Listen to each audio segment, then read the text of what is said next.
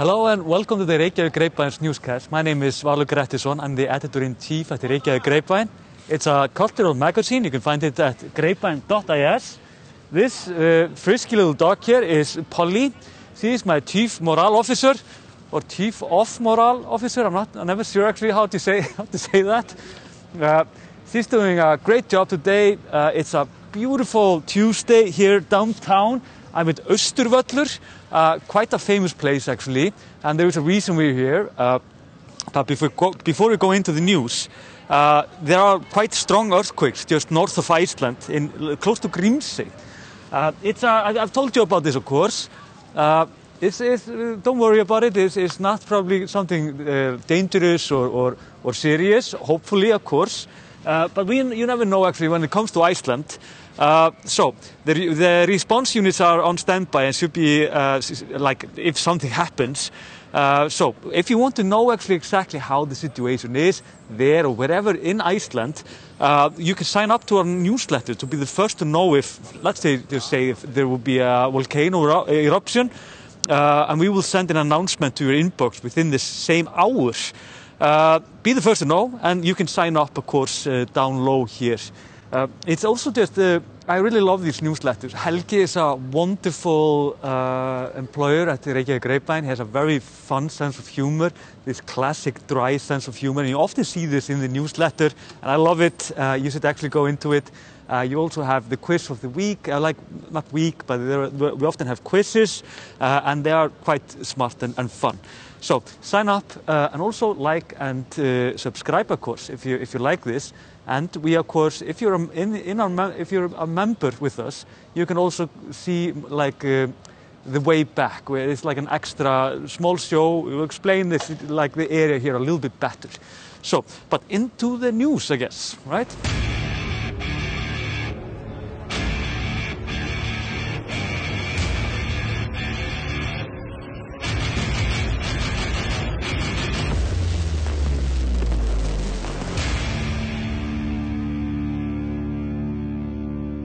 We're going to start with the union leader in Efling.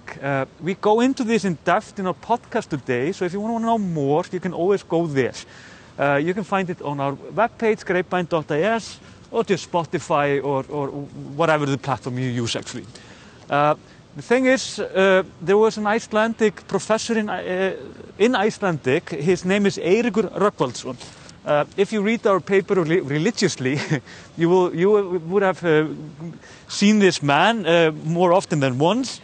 He's a very warm approach to Icelandic. He's not your usual scholar. He's a usual scholar, I guess, but he has a very interesting point of view often when it comes to Icelandic. He also is very concerned about how to help immigrants to learn Icelandic. And he actually wrote an article that he published on a website called vísir.is. It's an Icelandic news website. And there he actually encouraged the union Efling to actually emphasize on immigrants learning Icelandic on working time. This means that you could actually take an hour and go and learn Icelandic once or two times a week. And this can be, of course, very valuable for everyone that are taking their first steps in Iceland. The reason he actually talks to Efling, the union, and encourages them is because a little bit over half of the union members are actually immigrants. And this has changed quite rapidly past 10, 20 years. Because Icelanders didn't have so many immigration ones. And of course, Icelandic is in many ways a harsh barrier actually when it comes to the Icelandic society. It's a hard language, but not that difficult. I mean, no language is that difficult, to be honest. And Icelandic is something that everybody can learn, in my opinion. Although it can be frustrating. So the thing is that this union leader, Solveig Anna Jónsdóttir, she was very harsh when it came to answering this encouragement from the professor. She named him, called him out basically, said he was an elitist, he was living in ivory towers, and so on. and said that this was not something that they would emphasize on. Now, the response have been quite harsh. First of all, people that are immigrants in Iceland, they are not very happy about this, feel like they are perhaps not being understood as they should be, and the union is not standing beside them as they should be. But again, the unions in Iceland, they negotiate with the government and the union for the companies, association for companies, not perhaps union. And this can be quite complicated and so on. So Solveig said, although a harsh remark that this would be, this was not a priority, top priority. Then Eiríkur actually pointed out that it's more likely if you can't speak the language that you will get stuck in poverty, which is a very fair point actually. And Solveig responded to this even in a harsher way. And she is very controversial figure, and you can hear all about this actually in our podcast. I mean, hopefully, I actually believe that they want the best, of course, for their workers. Solveig Anna is one of you that have actually actively been working, fighting for this group in Iceland. But that said, she is not someone to retire early. Let's just say she is a very competitive character and so on. So that is what it is, right? Now, this is Alþingi. This is our parliament. You can perhaps see these bars here. You can see also the police here. And this car there, this is our national broadcast, and they are now showing live, today they will show live from this event, because the parliament is starting today. This means that this parliament here, the house was built in 1881, and keep in mind, we have the longest running parliament in the world. It was established in 930, and if you've been on our tour, it's complicated, but technically it's been running since then. But there was a hiccup. So, the thing is that when actually, 12, when, I think we have to endure all of the bells. When the parliament is starting, what happens is that the people, like the MPs, goes into the parliament, and then they walk out here all the way to this church. They go into a mass. They listen to some preach for a half an hour or so, or 40 minutes, and then they go back. Then they basically announce that the parliament has started again.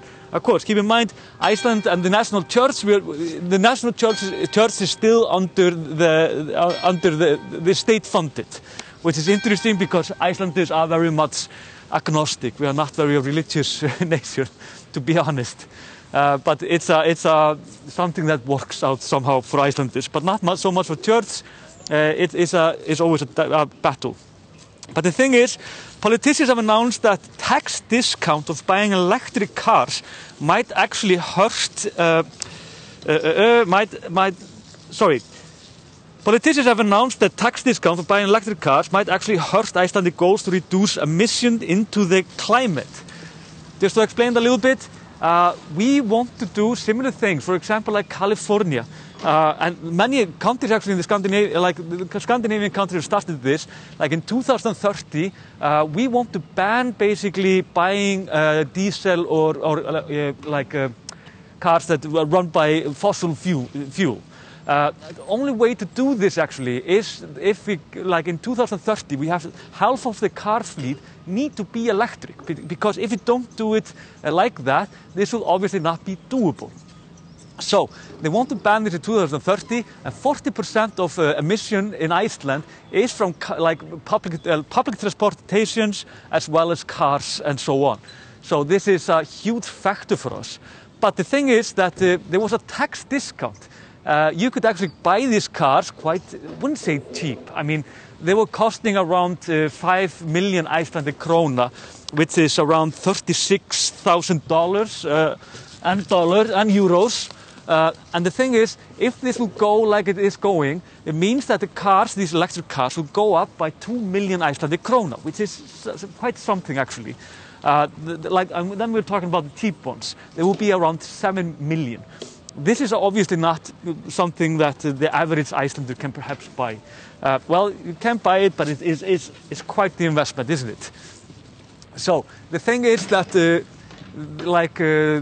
car association in Iceland, as well as like car salesmen, have been criticizing this heavily, and they are saying that if we will go this route, we will not get reach our goal for when it comes to climate changes. I mean, we want everything to go down. And the thing is, of course, we can easily do this because we have enough electricity in Iceland, and there are it makes no sense for Icelanders to be importing oil, using our currency to do so, when we have all the electricity that we want in Iceland. So it's interesting to see this debate, but the thing is, of course, that our financial minister, he has historically been very closely connected to one of the biggest oil companies in Iceland. So it's people are not very happy about it. I think it's a story that might actually blow up and become something else. Yeah. Yeah. Also yesterday, it was announced that our deficit for the government is 80 billion Icelandic krona. We projected that it was going to be 180 million Icelandic krona, sorry. Which is a huge amount for Icelanders, of course. It's perhaps not that much for bigger countries. But we are coming out of the pandemic in a pretty good shape. And the reason we are actually, this is around 80 billion, which is around 600 million US dollars, instead of 180 billion, is because how we handled the pandemic. And it shows that all of our approach when it came to this was actually quite successful for the companies and for the economy in Iceland. We are also quite what can I say, optimistic that our interest rate will not be as high as they are right now, and so on. But I mean, we have to face it. That I mean, we are going into a very harsh winter economically. That's for sure. Yeah. So we perhaps go into the.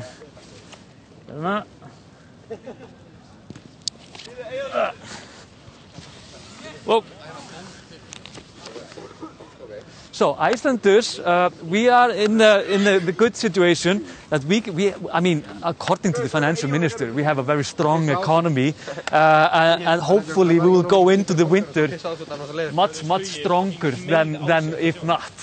I mean, then of course we have to see when the parliament begins.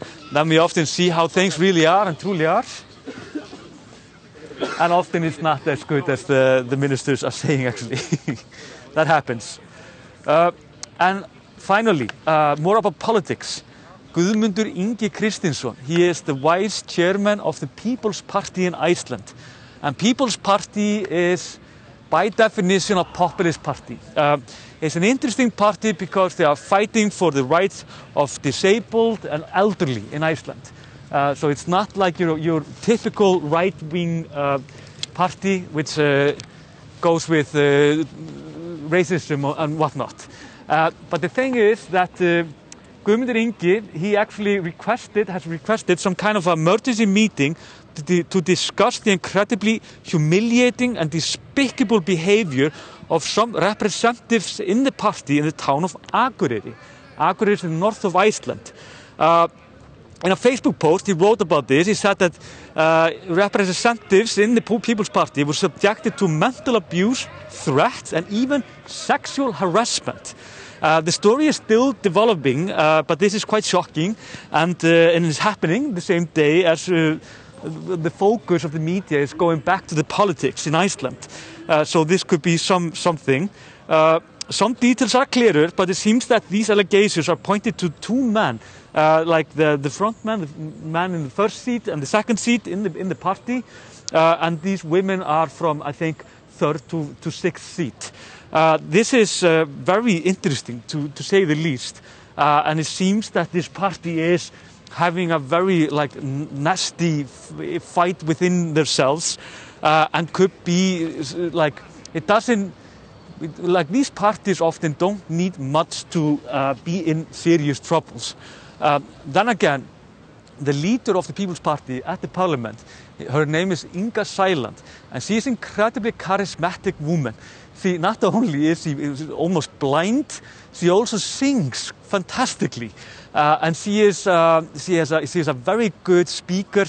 She speaks like what we would call she speaks very beautiful Icelandic actually, and it's a treat almost to listen to her. And she's very talented in how she does her politics. But then again, the party seems to be always in some not always, but there have been these odd infights and so on, and so it goes. But let's see how it goes. But in my opinion, I think that the People's Party won a huge victory in the last municipal elections in the town of Akureyri, and it was surprising actually. But I am afraid that the party might be on its last legs. It was founded in 2016, and it's often for these parties then they survive for 2 to 3 terms and then they die. So it's fight or die in my mind when it comes to the People's Party. Let's see how it goes, of course. So that's it for the news. If you stay a little bit with me and become a member, I'm going to tell you a little bit about the history of protests in this area. It's quite remarkable actually.